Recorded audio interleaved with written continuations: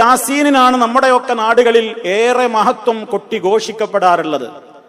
വാസ്തവത്തിൽ സൂറത്ത് യാസീനിന്റെ മഹത്വം സഹീഹായ ഹദീസുകളിൽ എത്രത്തോളം വന്നിട്ടുണ്ട് എന്നതാണ് നമ്മൾ പരിശോധിക്കേണ്ടത്. ധാരാളക്കണക്കിന് പ്രത്യേകതകളാണ് യാസീൻ സൂറത്തിന് നമ്മുടെ നാടുകളിൽ പറയപ്പെടാറുള്ളത്. യാസീൻ മനപ്പാടല്ലാത്ത ആളുകൾ ഉണ്ടാവില്ല എന്നാണ് പറയാ. കാരണം അത്രത്തോളം ആളുകൾ മനപ്പാടാക്കേണ്ടത് യാസീനാണെന്നൊരു ധാരണ. കാരണം യാസീനാണ് എല്ലാത്തിനേക്കാളും ശ്രേഷ്ഠത എന്നും ഏതൊരു കാര്യത്തിനും യാസീനാണ്.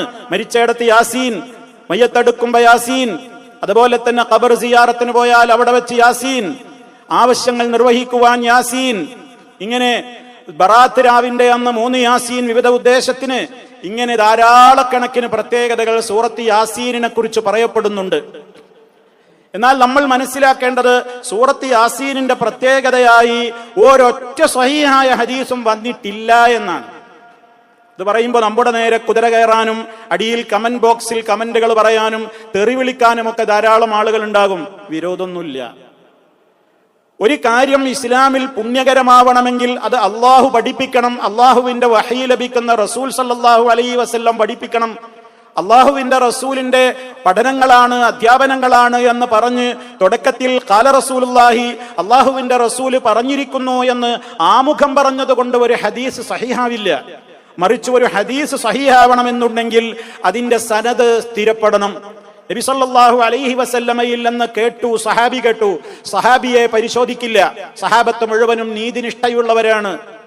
സഹാബിയിൽ നിന്ന് ആര് കേട്ടു, അവിടെ നിന്ന് ആര് കേട്ടു, അവിടെ നിന്ന് ആര് കേട്ടു, ആ വ്യക്തിയിൽ നിന്ന് ആര് കേട്ടു എന്ന് ഈ ഹദീസ് റിപ്പോർട്ട് ചെയ്യുന്ന ഈ തലമുറയിലെ ആരിലേക്ക് ആ ഹദീസ് എങ്ങനെ എത്തി എന്നുള്ളത് സൂക്ഷ്മമായ നിരീക്ഷണത്തിനും പഠനത്തിനും വിധേയമാക്കും. അങ്ങനെയാണ് ഹദീസിന്റെ സനദ് പരിശോധിച്ചിട്ട് അതിൽ കുഴപ്പക്കാരാരുമില്ലെന്ന് സർവ്വസ്വീകാര്യരായ വ്യക്തിത്വങ്ങളും റിപ്പോർട്ടർമാരും മാത്രമേ ആ ഹദീസിന്റെ സനദിൽ ഉള്ളൂ എങ്കിൽ മാത്രമേ അത്തരം ഹദീസുകൾ സ്വീകരിക്കുകയുള്ളൂ. അവയ്ക്ക് വിരുദ്ധമായ ഷർത്തുകൾ ഒത്തിട്ടില്ലാത്ത റിപ്പോർട്ടർമാരാണ് ഒരു ഹദീസിലുള്ളതെങ്കിൽ ആ റിപ്പോർട്ടുകൾ തള്ളിക്കളയും. ആ മാനദണ്ഡം വെച്ചുകൊണ്ട് ഞാൻ എൻ്റെ പ്രിയപ്പെട്ടവരോട് പറയുകയാണ്, സൂറത്ത് യാസീനിന് ഇന്ന് നമ്മുടെ നാട്ടിലുള്ള ആളുകൾ കൊട്ടിഘോഷിക്കുന്ന ഒരു പ്രത്യേകതകളും സഹീഹായ ഒരൊറ്റ ഹദീസുകളിലും സ്ഥിരപ്പെട്ടു വന്നിട്ടില്ല. ഇനി ഞാൻ സാധാരണഗതിയിൽ നമ്മുടെ നാടുകളിലൊക്കെ പറയുന്ന എന്തൊക്കെ പ്രത്യേകതകൾ യാസീനിനുണ്ട് എന്ന് ഒന്ന് ഓടിച്ചു പറഞ്ഞു പോകാം, അറബി ഇബാറത്തുകളിലേക്ക് കൂടുതൽ കടക്കാതെ. അവർ പറയുന്ന ചില കാര്യങ്ങൾ നമ്മൾ മനസ്സിലാക്കുവാൻ വേണ്ടി. കാരണം ധാരാളം പ്രഭാഷകന്മാര് അവരുടെ പ്രഭാഷണങ്ങളിലൂടെ ലേഖനങ്ങളിലൂടെയൊക്കെ ഇത് വിളിച്ചു പറയാറുണ്ട്. അതുകൊണ്ടാണ് പറയുന്നത്, ഈ അധ്യായത്തിന്റെ ശ്രേഷ്ഠതകളായി കൊണ്ട് എണ്ണിപ്പറയുന്ന ഹദീസുകളെ സംബന്ധിച്ചു പണ്ഡിതന്മാര് പറയുന്നത് അവ അധികവും വ്യാജ നിർമ്മിതമാണ്, പലതും ധാരാളമായി ദുർബലതയുള്ളവയാണ്. സൂറത്ത് യാസീനിന്റെ ശ്രേഷ്ഠതയെ സംബന്ധിച്ച് ഒരു ഹദീസും സഹീഹായി വന്നിട്ടില്ല. അത് എൻ്റെ വകയായിട്ട് ഞാൻ വലിയ ഇൽമുള്ള ആളായിട്ട് പറയൊന്നുമില്ല. അങ്ങനെ നാളെ പറയാം, ഈ ഭാഗം കോട്ട് ചെയ്തിട്ട് പറയും, ഓ മൗലവിക്കാനുള്ള വലിയ വിവരം. ലോകത്തുള്ള പണ്ഡിതന്മാരൊക്കെ യാസീന്റെ മഹത്വം പറഞ്ഞിട്ട് എഴുതി, മൗലവി പറയണ ഒരു മഹത്വമല്ല എന്ന് പറഞ്ഞ് നമ്മളെ കുറേ കുതിര കയറും.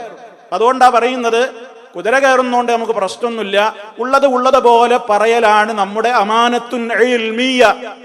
വൈജ്ഞാനികമായ നമ്മുടെ സൂക്ഷ്മതയും നമ്മുടെ ധാർമ്മികമായ നമ്മുടെ ഉത്തരവാദിത്വവും ഉള്ളത് പോലെ പറയലാണ്, ആർക്കിഷ്ടമായില്ലെങ്കിലും ശരി. അതുകൊണ്ട് ഞാൻ എൻ്റെ കടമ പറയുകയാണ്. ഒന്ന്, യാസീൻ ലിമാ ഖുരിഅത്ത് ലഹു, ധാരാളം ആളുകൾ പറയുന്ന ഒരു റിപ്പോർട്ടാണ്. യാസീൻ ലിമാ ഖുരിഅത്ത് ലഹു, യാസീൻ എന്തിനു വേണ്ടി ഓതിയോ അതിനുള്ളതാണ്.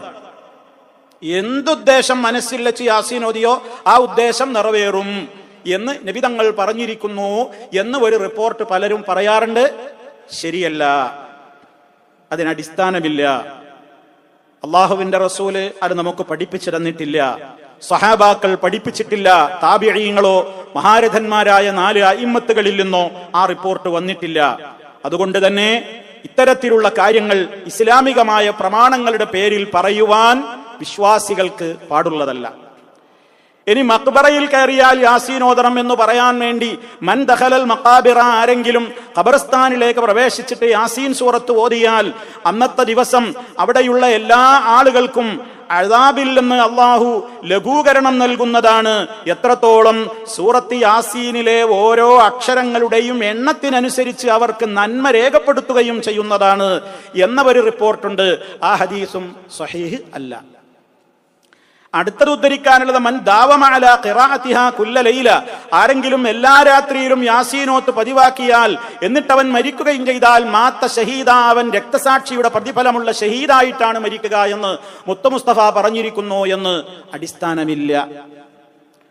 അടുത്തത് ശ്രദ്ധിക്കുക, നബി സല്ലല്ലാഹു അലൈഹി വസല്ലം പറഞ്ഞിട്ടുണ്ട് എന്ന് പറഞ്ഞുകൊണ്ട് വേറെ ഒരു റിപ്പോർട്ടിൽ കാണാം ഇന്ന ലികുല്ലി ശൈഇൻ ഖൽബ, എല്ലാ ഓരോ വസ്തുവിനും ഒരു ഖൽബുണ്ട്, ഹൃദയമുണ്ട്. വഖൽബുൽ ഖുർആനി യാസീൻ, ഖുർആനിന്റെ ഹൃദയമാണ് യാസീൻ. കതബല്ലാഹു ലഹു ബിഖിറാഅതിഹാ ഖിറാഅത്തുൽ ഖുർആനി 10 മററാത്തിൻ, ആരെങ്കിലും ഖൽബുൽ ഖുർആൻ എന്നറിയപ്പെടുന്ന യാസീൻ ഒരു തവണ പാരായണം ചെയ്താൽ 10 ഖതമ തീർക്കുന്നതിന്റെ തുല്യമാണ് എന്ന് നബി തങ്ങൾ പറഞ്ഞിരിക്കുന്നു എന്ന ഒരു റിപ്പോർട്ട്. ആ ഹദീസും സഹീഹ് അല്ല.